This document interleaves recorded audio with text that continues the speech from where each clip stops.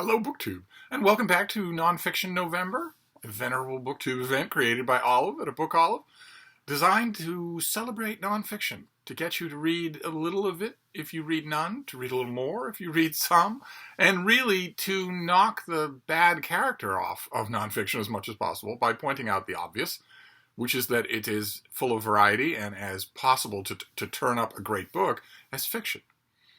It isn't schoolwork. It doesn't have to be tedious. It lends itself to that because authors can lean on a scaffolding of facts and be tedious. But that doesn't mean facts are tedious. That means the author is tedious. As any of you will know, if you need proof, feel free to go to your public library or your used bookstore or maybe an old university library and take out a 60-year-old biography of Cleopatra and read it, and then read Stacy Schiff's biography of Cleopatra. Exact same facts. Exact same research. You'll see what I mean. It's the same thing as with fiction. It's all up to the author, how they do it. It's all about the execution. I had a wonderful experience yesterday with Nonfiction November, actually the night before, because I had a nonfiction book just take me over.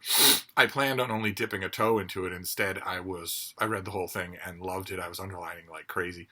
And when I was putting it away, because I read what I owned and I intend to return to it, of course I will return to that Hamlin Garland book over and over again. When I was putting it away in a rough neighborhood of like-minded books and came across another book. And immediately I thought, okay, well, let's try this for tonight. And the exact same thing happened. I thought, I will try this for tonight before I go on to other nonfiction. I read a lot of nonfiction last night. But I thought, before I go on to nonfiction, I'll try this just a bit. Because it is exactly the same thing as the Hamlin Garland book. It's a bunch of literary profiles of living authors or relatively recently dead authors. And arranged in no particular order. So there's not a cohesive narrative. It lends itself to picking a chapter here and a chapter there, much like the Hamlin Garland book did. So I thought, this time it won't capture me completely. This time I will read it as intended. And it didn't work out that way. I read the whole thing. I was totally subsumed by it. It's Authors of the Day by Grant Overton. True story. He's the guy for whom the Overton window is named. And let that be a lesson to you that online, when anybody starts by saying true story, the next thing they say is going to be a lie. This is from 1923, and this is a collection of his profiles of the great literary figures of his day. All written in the present tense, because he was meeting these people as living people. He was meeting Somerset Maugham and Edith Wharton and Mary Roberts Rinehart. He was meeting all these people as living people, going out to see them and writing something that is different from what Hamlin Garland was doing. Hamlin Garland knew a lot of these people. And more importantly, he knew their betters. He knew the people they needed favors from. It's not just a question of him knowing the man who would become president of the United States. It's not just a question of him writing a couple of best-selling books. It's also that he knew the Howells. He knew William Dean Howells and his wife. Basically, that's what it boils down to. And so when Hamlin Garland took the train out to your house, he didn't just take your publicity copy, if you know what I mean. He saw you. He talked about you. And no one could tell him not to. That's what the reading public wanted. You don't get that in this book. Grant Overton was a literary figure. He was a literary poobah in his own right. He was a fiction editor for Collier's, the magazine that we've seen a couple of times on this channel just recently. He was fiction editor at Collier's for a while, and fiction editor and a literary editor at other places as well. He died fairly young. He died, I think, in his early 40s. At a time when most of the authors that he's profiling here are for the firmness of their health. Some of them are only just starting their careers when he died, at the age he died. Of what I'm assuming, I did not catch any biographical details in this book. I doubt that a publisher would ever have included them. But if they did, I'm sure they would have used the euphemism of the day that he died after a long illness. And for forbearance sake, for civility's sake, we will use that euphemism as well. But these pieces, to if you'll pardon the hammy reviewer's segue, are alive. they're wonderful, but the point I wanted to make about comparing them to Hamlin Garland is that they're more servile. Grant Overton was very much a cheerleader. And when he wasn't, when he had a negative reaction to someone's books, well, he was paid to be one anyway. So these are fascinating in that you are seeing how the authors looked in their moment without any hindsight at all. A great deal of hindsight, of mythologizing, has attached to a lot of the figures in this book. Some of the figures in this book in the years since it came out, in the century since it came out. And it's wonderful to read about those people without that mythologizing. Of course, it's melancholy as well, because half the people or more who are featured in here, who were selling like griddle cakes and were household names among readers at the time, are gone. Just gone.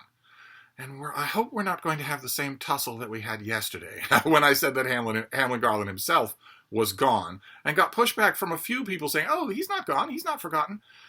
And I got the same thing about a certain Chicago writer. I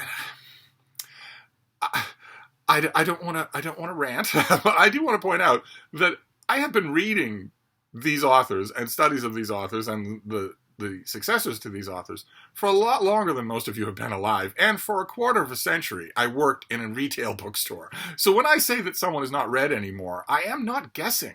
I am not guessing. It's not something that you need to swoop in and correct me for. I am right about it. And if you say otherwise, you are simply wrong about it. We don't have our own facts here. Anyway, Hamlin Garland is completely forgotten, and so are half the people that Overton talks to in this book. It doesn't make the conversations any less interesting. It just makes them a little more predictable, because you know that he is giving you, the reader of whatever magazine, what the author wants you to read, what the publisher wants you to read. He's giving you PR as much as he's giving you fact. In other words, it would be wrong, for instance, when you read his chapter about Edith Wharton, it would be wrong for you to lean on it as though it were God's holy writ. You would have to check. Like, for instance, he's at one point writing about Booth Tarkington, who has a volume in Library of America. I understand that. I wrote about that. I advocated for that long before any of you knew what the Library of America was. But he is forgotten. No one reads Booth Tarkington anymore. There are no popular editions of his books. He is not mentioned. He is not remembered. So if we could have a little less academic carping on that subject. I am not guessing when I say that. But anyway, when he writes about Booth Tarkington, I'll read you a little bit about what you get. You realize pretty early on that you are reading what Booth Tarkington wants you to read, not what Grant Overton necessarily wants you to read. And I'm not saying that removes all the charm. It's just it ought to put your guard up just a bit. About Booth Tarkington, let's see, where can we do here? Oh, well, let's read about his work habits. Those are always fun, especially in NaNoWriMo, right? We're in National Novel Writing Month. Booth Tarkington's home in Indianapolis at 1100 North Pennsylvania Street. Is it preserved? Those of you who are in Indianapolis, is that preserved? Is that address a museum? Is a plain brick house far from new. Business creeps into the street, but there is some lawn still about the house, a hedge, Virginia creeper on the brick walls. 6 winter months are spent here, and the other 6 in the house at Kennebunkport in Maine, which, being newer, is furnished with more simplicity and taste. Tarkington's workshop is upstairs, a tilted drawing board besides an east window, the flexible electric lamp, plenty of large-sized sheets of yellow paper, 24 pencils kept sharp by 24 pencil sharpening machines. Tarkington has never used a typewriter and dictates only letters, and not all of those. The pencils are kept sharp, but not by Booth Tarkington. And he dictates his letters, but not to himself. Yes, indeed. Lurking in the shadows here of this profile and many other profiles is that great unsung hero of American letters, the dutiful wife. Let's see if she gets a mention. His sister-in-law, Miss Louise Kafer, copies his penciled yellow pages to manuscript on the typewriter. Spectacles of all sizes and weights lie on the table. Okay, so we've got a sister-in-law doing the work, but the wife will come in. The man breakfasts between 9 and 10, works until 1:30, then pauses to eat a slender lunch brought to his study on a tray. Brought by who? I wonder. Doesn't go and get it himself. Wouldn't bother trooping down to the kitchen himself. He continues working until 3:30 and sometimes writes in the evenings, although the habit of writing pretty regularly at night has been abandoned. Even so, it is a longer working day than most writers can keep, and Overton regularly talks about writers' work habits, and it does come out to more hours, if it's true.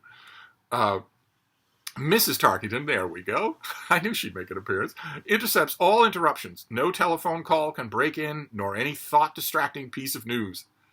What would Booth Tarkington have made of a cell phone?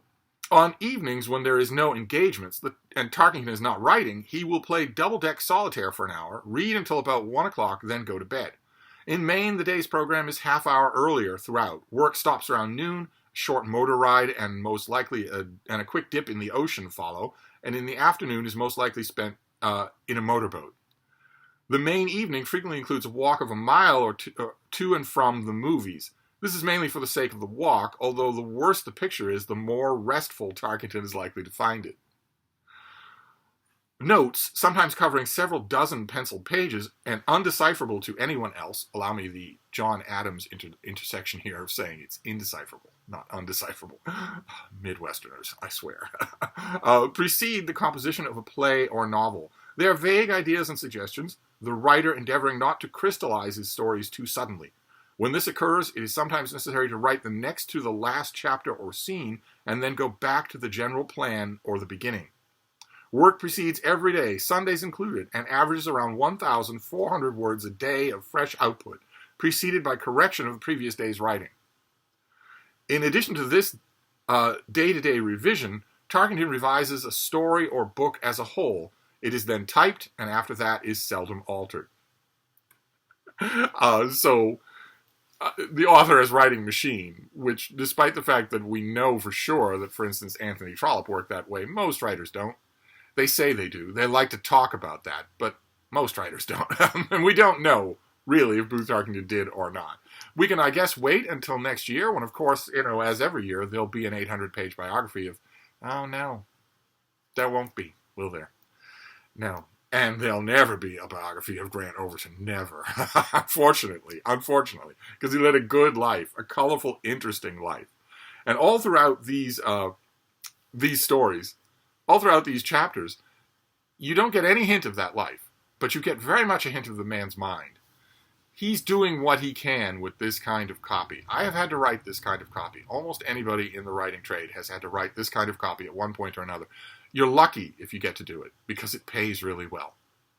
That's pretty much the only reason that a writer with any kind of self-respect would write this kind of drivel. It would be because it pays really well. Usually it's for, well, in Overton's day, it would have been McClure's or something like that, or Saturday Evening Post, and their checks don't bounce, and they're generous, and they come on time. Today it would be, well, you name it, right? A profile for Esquire or GQ or Vanity Fair. Vanity Fair pays through the nose. They pay like crazy, and you can do a fawning literary profile like this where the author is always at his desk at 9:30 and he's free from any distraction. He's a writing machine, etc., etc. So I took that with a grain of salt, but I still fell into these chapters. I know a lot of these authors' works really well, even though they are forgotten to the general reading public. I still know them really well. I zeroed in on those chapters more than I did on others. I've read an enormous amount about Somerset Maugham. I've read an enormous amount about Edith Wharton. I was interested in the local, the in-the-moment color that Overton would provide. But in those cases, more than in most, I had my guard up. I would read those pieces only for the local charm, not for any kind of load-bearing. But I did go to favorite authors of mine who are forgotten. One in particular, Joseph Lincoln, who was a hugely popular novelist 100 years ago, more than 120 years ago. He was a hugely popular novelist who wrote novels that were happy. They were sweet and happy. They were Tempest and Teapots, and you knew it from page one. You knew they were not going to bother you. And they were fun, and they also shared, almost all of them, a common setting, which was Old Cape Cod. Those of you who aren't familiar with your American geography, the Commonwealth of Massachusetts is a rectangle. But there's a fish hook extending out into the Atlantic Ocean. That fish hook is Cape Cod. And villages popped up on Cape Cod as fast as they could displace the natives. For a long time, it was, of course, a seafaring hub, because it's right there on the ocean. And right around the time when Joseph Lincoln started to write about Cape Cod, he'd been born and grown up, spent a little of his boyhood on Cape Cod. And then he moved away and followed his pen wherever it would take him, worked all kinds of jobs. What a great piece of reading his biography would be. There is a mountain of correspondence that no one has ever bothered to collect. No one has ever, or rather it is collected. I forget exactly where it is, but there are boxes and boxes that are cataloged, but no one ever visits them. There's the material for a great biography of this guy, a Cape Cod writer. The name of the book says it right there. That would sell it. You could sell it in every bookstore on Cape Cod. I don't know why nobody's ever done that. But Joseph Lincoln wrote, once he was discovered actually for his poetry. He wrote poetry about old Cape Cod, and then he started writing novels about old Cape Cod, and they sold like crazy, just like crazy. This was at the very turn of the 20th century, and everybody was suddenly aware of the fact that life was industrializing. That wasn't a fad of the late 19th century, that was now going to be the way we live. That there were going to be roads and factories, and people's livelihoods were going to depend on cities. They were going to have to move there. They were going to have to commute there. They were going to have to send their kids there. Something like the modern 20th century America was being born in the years that Joseph Lincoln was writing his Cape Cod books. And his Cape Cod books are very much antidotes to that modern world. They are a lost world.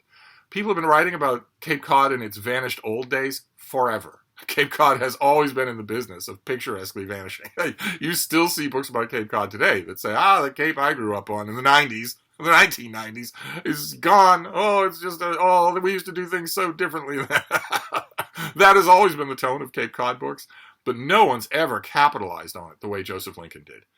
Audiences fell into that quaint ought to be Joseph Lincoln's middle name. Audiences fell into that quaint Cape Cod and couldn't get enough of it. So he churned out a book a year, sometimes more than that. And they sold really, really, really well. He was a really, really successful author. At one point, Grant Overton talks about one of his homes. He kept two homes, and he mentions that one of his two homes is of a size and dimension to bring a less successful writer to despair. Yeah, because Joseph Lincoln had it to spread around. On top of that, he also did something that a lot of writers, a lot of novelists at the time tried to do and weren't successful at doing. But at the time, it was the equivalent of Hollywood. It was huge money, and that was to get a successful play, to write a successful play. And he did that. He adapted one of his books to a successful play, a really successful play, and that was a license to print money. Much as today, if you sold the screenplay to your book to Hollywood, it'd be the same type of thing. Plenty of better writers than Joseph Lincoln tried to do that and failed. I'm sure that examples are coming to your mind, but he did not. He never failed at anything. As Grant Overton says in his profile of Joseph Lincoln in this book, you've never seen an author career more successful.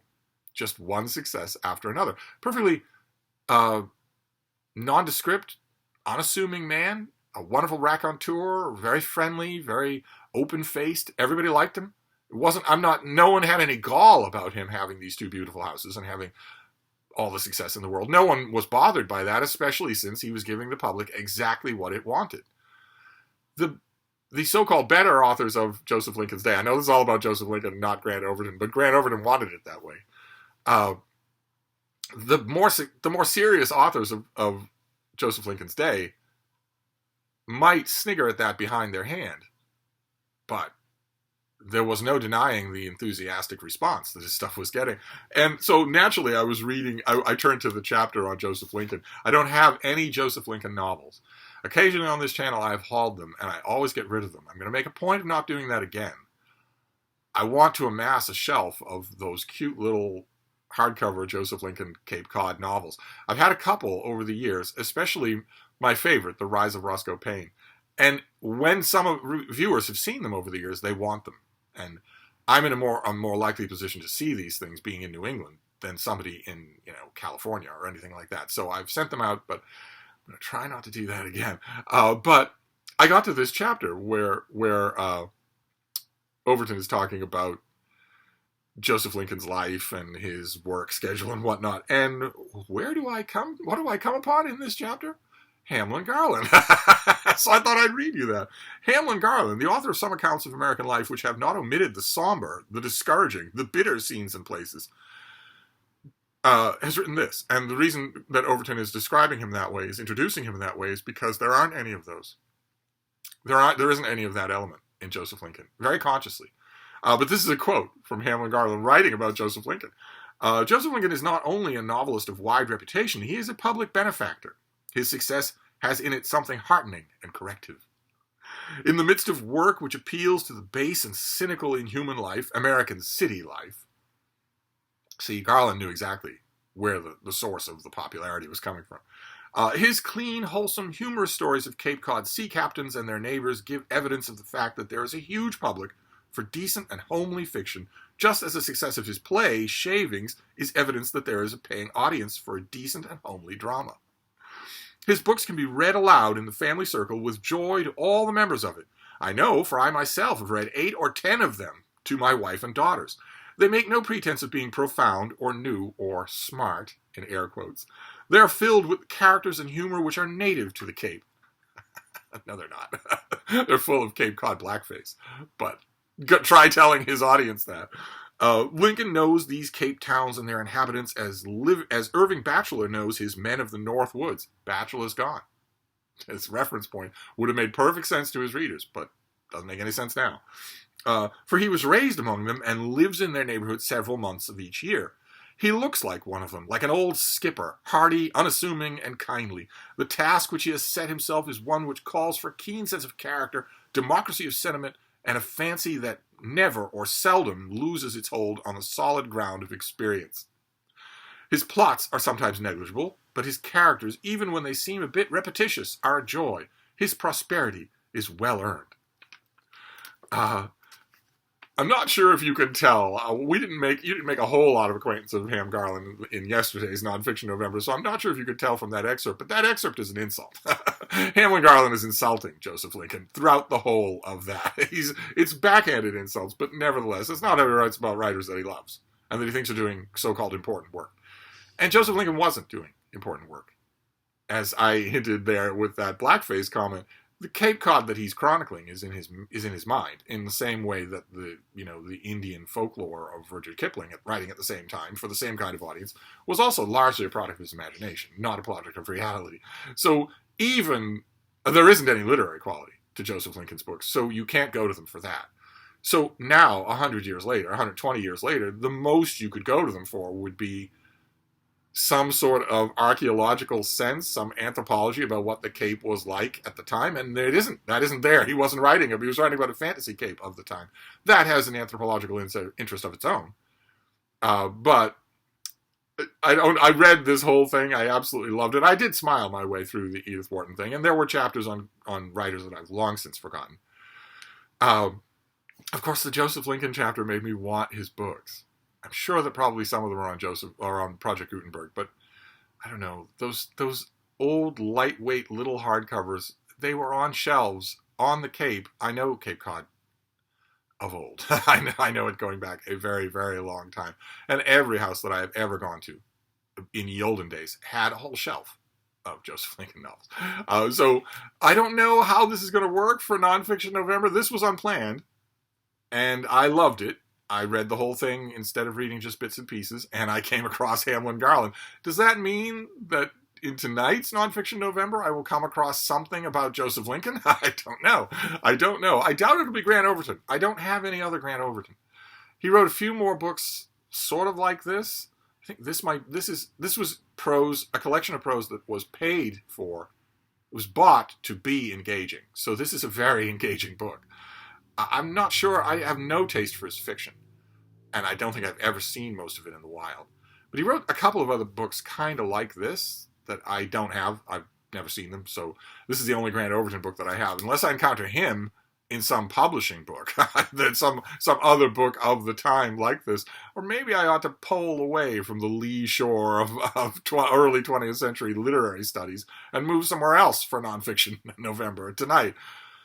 I don't know. I'm still a long way off from making that call, from assembling my night's reading pile. So I will find out tonight, and you will find out tomorrow. So I will wrap this up for now, but I'll be back. Thank you, BookTube.